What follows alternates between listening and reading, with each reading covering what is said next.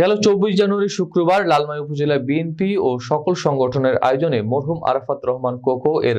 10ম মৃত্যুবার্ষিকী উপলক্ষে কুরআন খতম, দোয়া ও মোনাজাত অনুষ্ঠান উপজেলার বাগমারা বাজারস্থ নতুন ভবনের নিচতলায় অনুষ্ঠিত হয়েছে।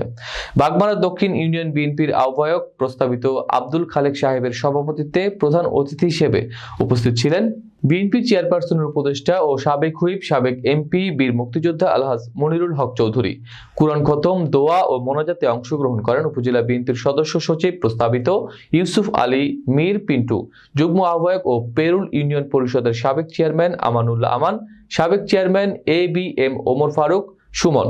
বাগমারা উত্তর ইউনিয়ন বিএনপির আহ্বায়ক প্রস্তাবিত আসলাম মজুমদার মেম্বার সহ উপজেলা ও বিভিন্ন ইউনিয়ন বিএনপি অঙ্গ ও সহযোগী সংগঠনের নেতৃবৃন্দ।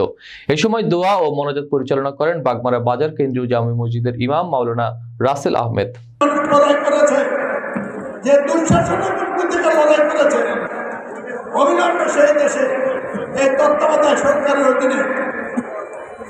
ন্যূনতম সরকার সম্পাদিত অভিনন্দন বিশ্ব থেকে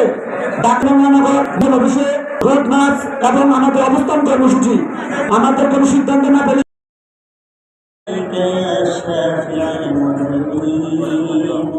الصلاة والسلام عليك يا